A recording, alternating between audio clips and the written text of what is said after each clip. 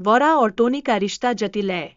Tony अपनी बेटी की जिंदगी में अधिक शामिल होने की चाह रखता है, जो उनके अलगाम के चलते तनाव को और बढ़ा देता है।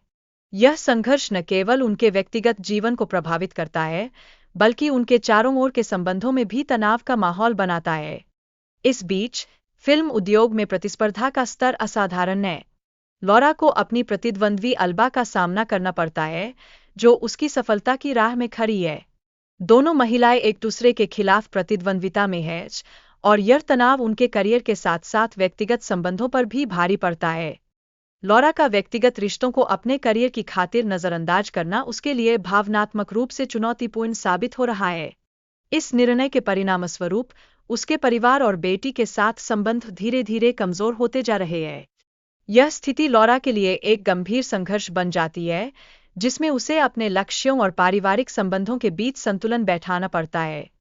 स्नेल का भाषण पहले के उपनिवेशकर्ताओं के प्रति गहरी श्रद्धा प्रकट करता है, जिन्होंने कठिन मेहनत से अपनी संपत्ति अर्जित की। उनके विचारों में इन धनवान लोगों को समाज की समस्याओं का समाधान माना जाता है, जबकि नई पीए के लोग उन्हें दोषारोपण करने में कोई कसर नहीं छोड़ते। इस संदर्भ में हम देखते हैं कि एक संघर्षमय दृष्टिकोण कैसे विकसित होता है। लॉरा ने हाल ही में एक महत्वपूर्ण अनुबंध पर हस्ताक्षर किया है, जो उसे कंपनी में हिस्सेदारी प्रदान करता है। यह क्षण उसके लिए एक बड़ी उपलब्धि है और उसे एक सेलिब्रेशन में भाग लेने का अवसर भी मिलता है। लेकिन यह सफलता उसके जीवन में नई चुनौतियों का आगाज भी करती है। हालांकि सेबेस्टियन, जो लॉरा की स्थिति को लेकर खफा है, कंपनी के धन को अपने निजी फंड में डायवर्ट कर रहा है। यह स्थिति धीरे धीरे तनावपूर्ण होती जा रही है, और इस परिदृश्य में लॉरा को अपनी स्थिति को संभालने के लिए ठोस निर्णय लेने की आवश्यकता है। लॉरा का शेयर मार्केट में अचानक बढ़ता हुआ मूल्य उसे अमीर बना देता है, लेकिन उसके पास इसे खर्च करने का कोई विकल्प नहीं होता। इस अचानक धन की प्राप्ति के साथ ही वह अपनी संपत्ति को दान करने के विचार में भी मग्न है। यह सोच उसके लिए एक नए प्रकार का तनाव उत्पन्न करती है। इस बीच लॉरा की सुरक्षा के लिए सैनिक उसे विशेष सुरक्षा की पेशकश करते हैं, लेकिन वह सुरक्षित स्थान पर जाने का विकल्प चुनती है। इस स्थिति में वह अपनी सुरक्षा को प्राथमिकता देती है और खिड़की से भागकर निकल जाती है। यह साहसिक कदम उसके व्यक्तित्व की एक नई परत को उजागर करता है। लॉरा और टोनी की यात्रा में पुलिस द्वारा बाधाएं उत्पन्न होती है।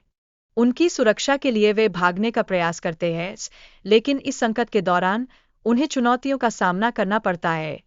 यह स्थिति दर्शाती है कि कैसे बाहरी तत्व उनके संबंधों को प्रभावित कर रहे हैं। लॉरा की बेटी अना और उसके दोस्तों के बीच एक टकराव होता है। लॉरा अपनी बेटी के विचारों से असहमत होती है और उसकी मां से शिकायत करने की सोचती है। इस स्थिति में पारिवारिक संबंधों में फिर से तनाव का संकेत मिलता है। इसके बाद लॉरा और उसका परिवार एक जहाज पर यात्रा करते हैं।